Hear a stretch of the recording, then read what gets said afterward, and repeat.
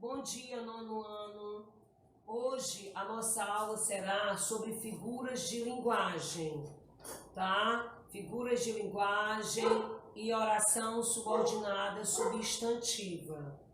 Muito bem, mas antes de tudo, quero simplesmente comunicar a vocês que as nossas aulas elas foram um pouco reduzidas, gente, porque na minha casa não tem interrupção. Quer dizer, entre aspas, às vezes tem alguém batendo no portão, que a gente tem que parar e voltar toda a aula de novo, né? Um carro, então tem assim. Mas na sala de aula, tem alunos que simplesmente ficam fazendo gracinhas, chegam atrasados, alguém baixa para entrar para dar um comunicado, ou na hora da correção. Por isso que as nossas aulas muitas vezes são compridas, tá? O período também que o aluno tem que sentar para fazer os exercícios, para tirar dúvida na hora do exercício, certo? Então é por isso que ocorre. E aqui não, eu dou uma aula seguida, onde não tem interrupção de aluno perguntando. Só por isso. Então veja bem, as figuras de linguagem. Antes de começar aqui para vocês verem, Castro Alves, ele colocou o seguinte verso: teu sorriso é uma aurora. Então ele simplesmente fez uma relação entre o sorriso da amada dele, a aurora. Isso aí, gente, nós temos uma metáfora. Tia Graça, não é uma comparação, não? Não. Por que, tia Graça? Porque para ser comparação, deveria ter como, tal, ou assim como. Como eu não tenho nenhum conectivo ou conectivo dentro da oração, eu tenho uma metáfora. Porque se eu tiver esse conectivo, eu não tenho metáfora, eu tenho uma comparação, certo? A diferença é que a metáfora não tem a comparação. É como, tal, assim como, tá? A metáfora não tem isso, a metáfora não tem conectivo. Veja bem o item A aqui. O vento gelado era um chicote no meu rosto. Isso aqui eu tenho uma metáfora. Olha a expressão, vento gelado e chicote, certo? Quer dizer, eu estou fazendo uma expressão aqui, não uma expressão comparativa. Estou dizendo que o vento gelado batia no meu rosto, né? E você sentia aquele frio no seu rosto, certo? Estou colocando simplesmente uma expressão entre o gelado e o chicote. Você está em determinado lugar friorento, aí o que é que ocorre? Você sente o seu rosto bem gelado. Então aquele gelo daquele vento vem para o seu rosto, atinge o seu rosto. Então ele age, né, como um chicote, tá? Mas ele não colocou como. Por isso que não é comparativo. Por isso não tem um conectivo, então não é comparativo. É uma metáfora. No item B, você tem dizendo o pai da aviação era brasileiro. Você observa que nós temos uma perífrase ou uma antonomásia. Eu simplesmente dei a característica, que o pai da aviação não é Santos Dumont, não é isso? Então eu dei a característica e através da característica eu sei que aquilo ali eu tenho uma perífrase. Eu digo rei do futebol brasileiro. Eu sei que é o Pelé, mas a característica me diz que ali é uma perífrase. Ouro azul, eu sei que é a água, mas a palavra ouro azul, né, as palavras ouro azul, me condiz a uma perífrase, como ouro preto, cidade eterna, como barreira do inferno, tá? Tudo isso são perífrases. A rainha dos baixinhos, que eu sei que é a Xuxa, então é o quê? É uma perífrase. Entenderam? Que a perífrase ou antonomásia é uma característica que você dá e através da característica você sabe a figura de linguagem. Gente, nós temos a outra seguinte. A menina quebrou a asa da xícara. É uma catacrese, tá? A xícara, primeiro, ela não tem asa. Perna da cadeira, braço do sofá. Então, o que que acontece? Quem é que tem asa? É a ave, né? É a ave. Você colocou aba do chapéu, aba, né? Então, tudo isso que você dá, características humanas, características de seres vivos para um objeto, é o quê? É uma catacrese. Nós temos agora uma onomatopeia. Mas o que é onomatopeia?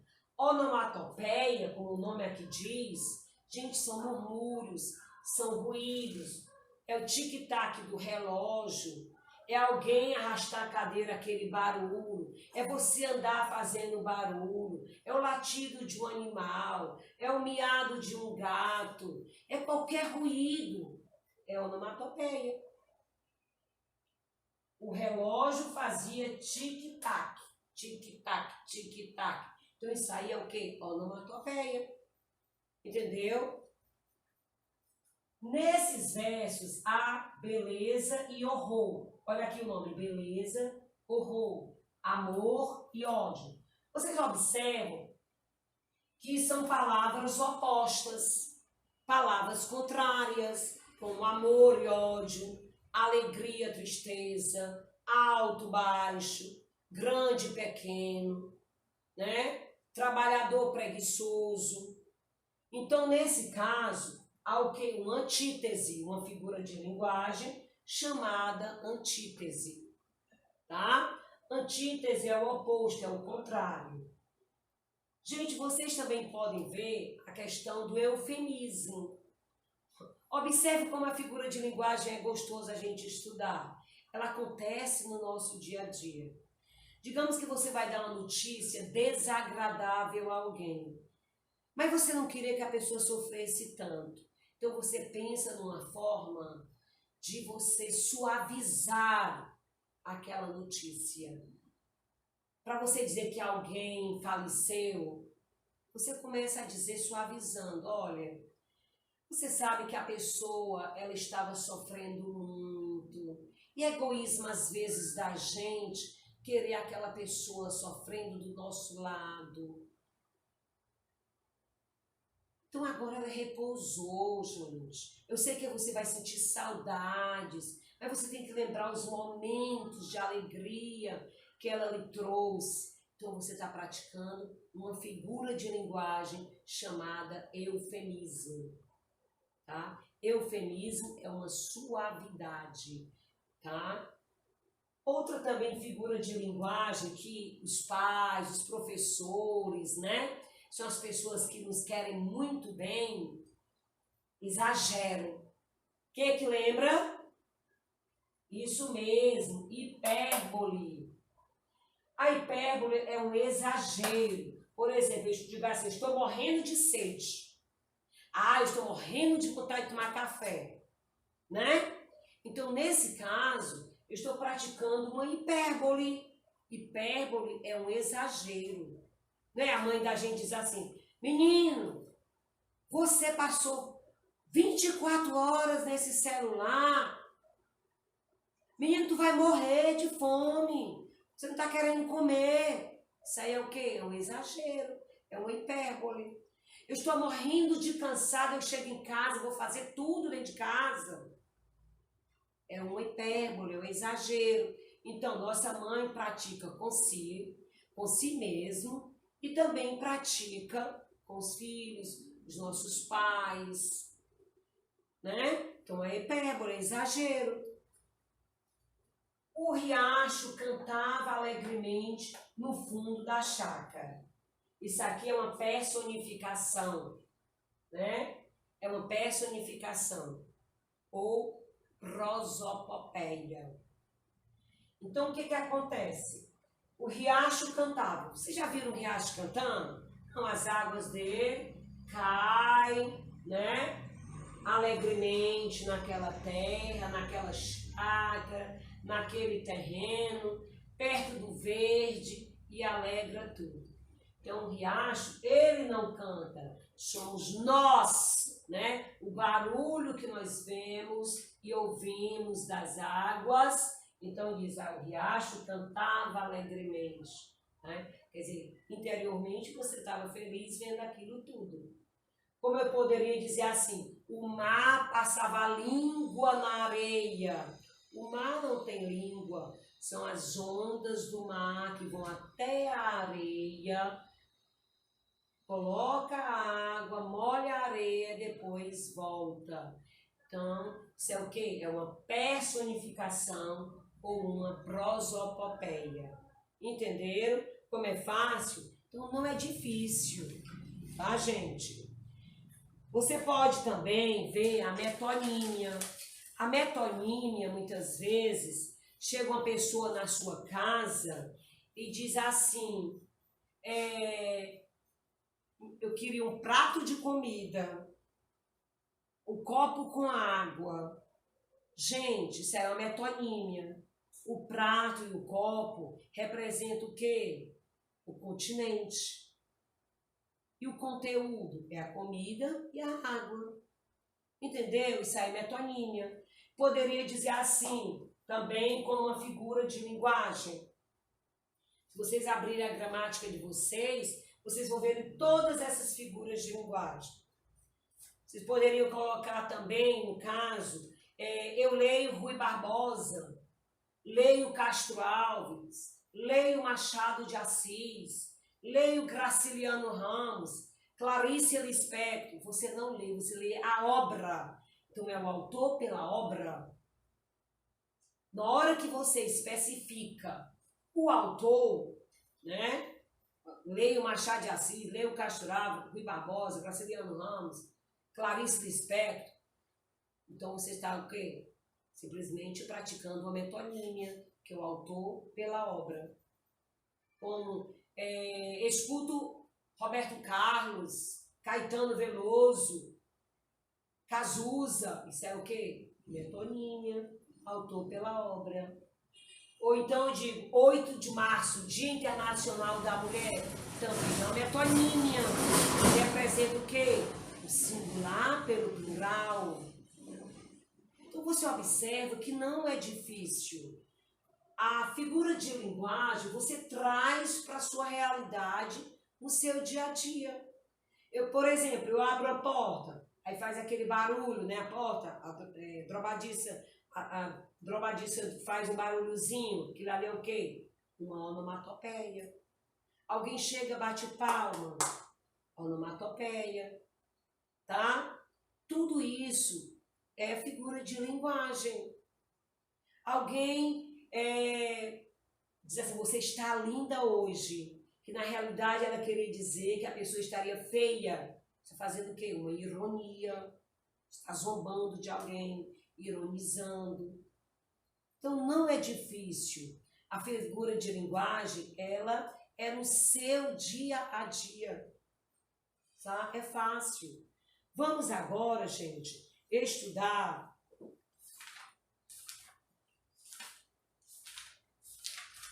oração subordinada, substantiva, certo? Vejamos.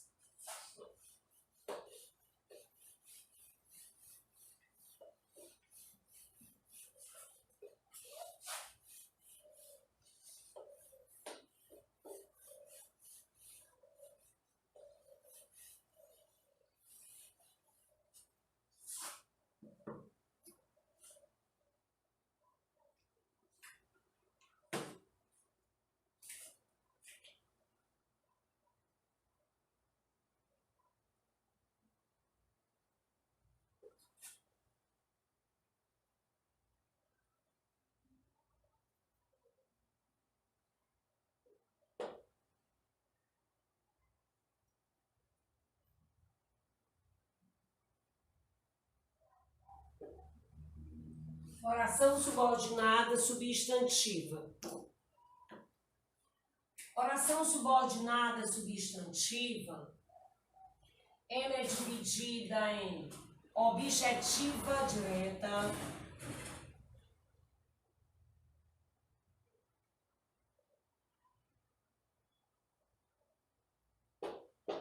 quando tem a função de objeto direto.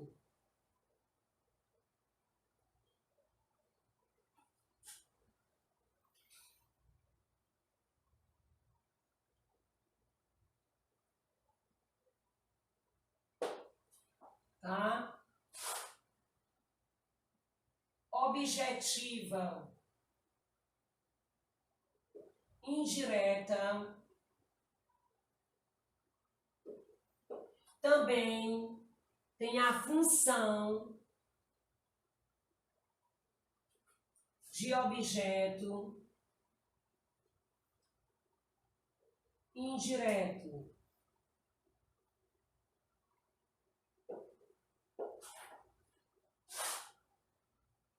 Predicativa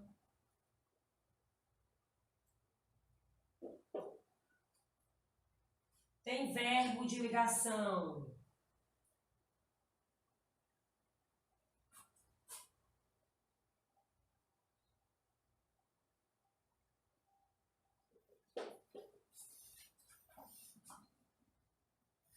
Apositiva,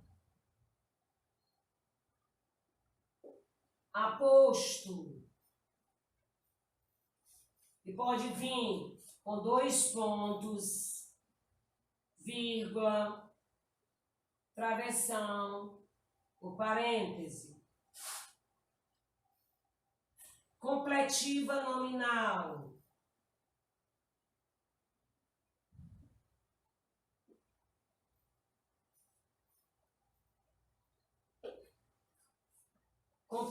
Função de complemento nominal.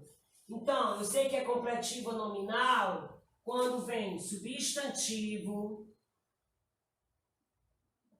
adjetivo ou advérbio,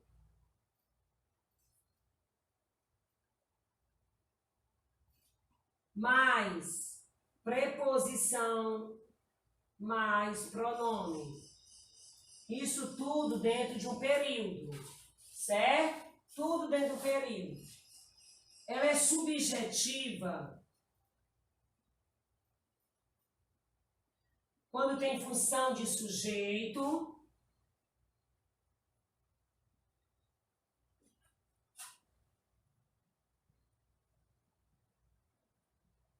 e tem verbo de ligação. E verbo de ligação no início da oração, certo? Então, veja bem, nas aulas presenciais, eu coloquei objetiva direta. Na objetiva direta, eu tenho o quê? Eu tenho o verbo mais pronome. Se você observar os vídeos que eu já postei, você vai detectar bem direitinho isso, certo? Você vai ver bem direitinho isso. Então, lá nas orações, assim que você se deparar com um período, a primeira coisa que você tem que observar nesse período são o verbo e o pronome. Se tiver o verbo e o pronome depois, eu tenho uma oração subordinada, substantiva, objetiva, direta. Se eu tiver verbo mais preposição mais pronome,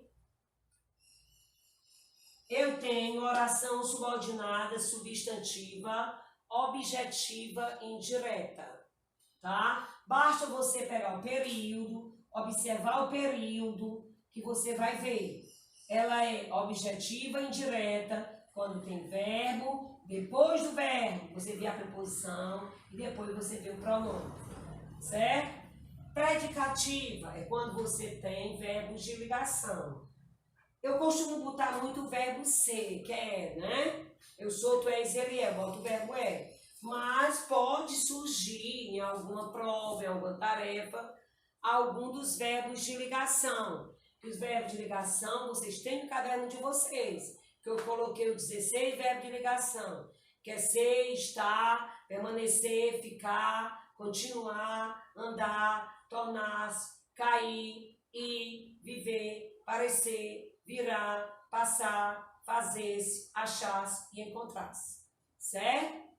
Então, são 16 os verbos de ligação. Na gramática tem 13. E vocês estão vendo agora, e no caderno de vocês, tem o 16. Certo?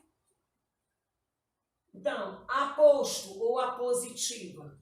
Veja que antes de eu explicar a oração subordinada substantiva, vocês precisaram aprender aposto e vocativo. Não foi isso?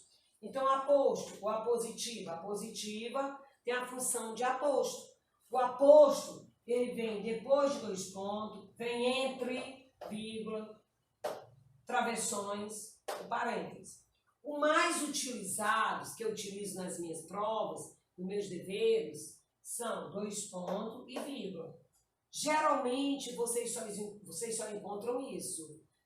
Muitas vezes, não só nas minhas aulas, mas nem só nos meus livros, nem só nos meus exercícios, mas em muitos exercícios por aí afora, tá? Então, você diz assim, mamãe foi ao supermercado e comprou, 2 pontos.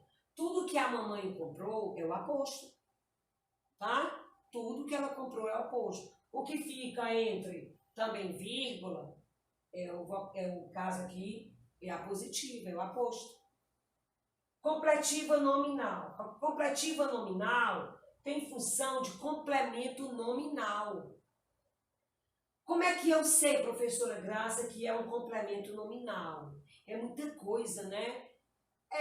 Mas com o tempo praticando, estudando, exercitando, a gente chega lá. Lembra que no provérbio que diz água mole em pedra dura, tanto bate até que fura? Quer dizer, se você estudar, aos pouquinhos você chega lá. Então vamos lá. Completiva nominal, que é a abreviatura de CN, tem função de complemento também nominal. Quando você vê substantivo ou um adjetivo ou um advérbio, depois tem a preposição mais pronome, você tem uma completiva nominal. Você tem um período. Aí nesse período, você vai observar. Bem, tem um substantivo. Depois do substantivo, tem uma preposição, depois tem um pronome. Então, eu já sei que eu tenho uma completiva nominal. Ou então, tem um adjetivo, depois tem uma preposição, depois tem um pronome, então eu tenho uma completiva nominal. Vou olhar de novo. Isso aqui é o quê? É um advérbio. É um advérbio, tem a preposição, depois tem um pronome. Tudo em seguida, gente, respectivamente. Então, eu tenho uma completiva nominal. Vamos agora subjetiva. Subjetiva tem função de sujeito. E também eu muito utilizo, que ontem mesmo eu coloquei, né? Iniciada com verbo de ligação. É necessário que você volte, né? É necessário que você voltasse. Então, você observe que é o verbo ser. E é uma oração subordinada, substantiva, subjetiva. Por quê? Porque é iniciada com o verbo ser. Vocês entenderam? É difícil? Hein? Alguma dúvida? Tem alguma dúvida? Se você tiver alguma dúvida, quando eu estiver fazendo a live, você me faz perguntas, tá? Essa semana mesmo nós faremos ao vivo, né? Que a live é ao vivo. Então nós faremos e você irá entrar e questionar e fará as perguntas. Ok? Agora lembre-se, gente, procure estudar pela gramática, por gramáticas. Não é só pela gramática de vocês. por outras gramáticas. A nossa vida agora realmente é virtual. Então procure estudar pela internet, busque questões, vasculhe, estude. Então você vai conseguir. Entendeu? Eu confio em você. Mas qualquer dúvida é só tirar pela live, tá bom? Fiquem com Deus e Deus abençoe. Bom proveito.